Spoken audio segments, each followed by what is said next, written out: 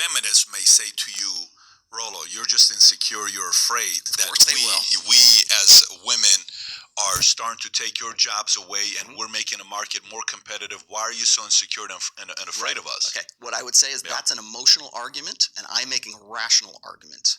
It's the same thing. It's a conversation killer. Who hurt you? That kills the conversation right there. If I go and I make all of these very cogent, very rational, valid arguments, or I show you the statistics and say, these are just these are the stats, these are the dots that I'm connecting. And if your response is, who hurt you? Or, oh, you must be very bitter. What was her name? Or mommy didn't love you.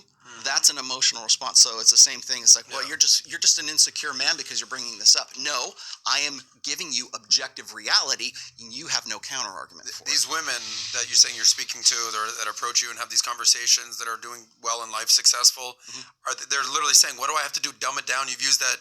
Play stupid. You've used that terminology a few times. What does that actually look like? They're not going to just start being a ditz. No. What does that actually look like? Dumbing it down. We're going to find out. Is what we're going to do. Right now, if you look at marriage rates, they're at the lowest they have ever been in the United States, anyways. Than when they started recording this. It's like, I believe it's up to 6.1% per thousand right now. I believe it's 6.1, but it's at the lowest rate. What do you mean 6.1% of what? 6.1 per 1,000, I believe, of the population. It is. What does that mean? Statistically speaking, it's the marriage rate in the United States is lower than but what's 6.1 per 1,000? I got it off of the stat was from marriage per 1,000 unmarried women. There's older. So can you pull this up, because I'm actually really curious on what that means.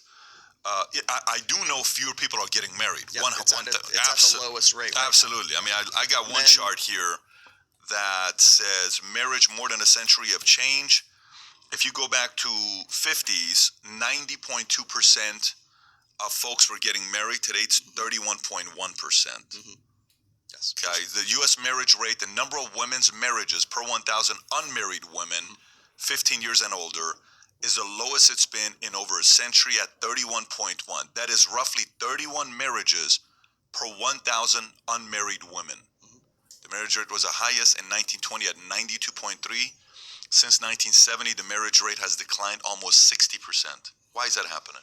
I would say it's because we have a different understanding of how men and women should interact with each other. We have taken away anything that men might provide to women because they're strong and independent women, right?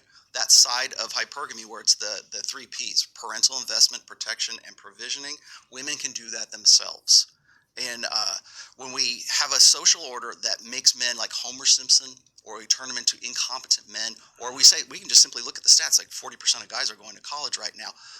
There's this new, I forget what the guy's name, John Berger, I think he coined this phrase called the golden penis syndrome, right? It's like these guys who are on top of their game. They're the alpha, the quote unquote alpha males that all women want to get with. Well, they don't need a man to provide security for themselves anymore, and they don't trust a man to provide that security in the first place because their whole concept of masculinity is ridiculous or it's abusive. Those are really the two, or incompetent. Those are the 3 choices that women have. So if you enjoyed this little short segment from the podcast,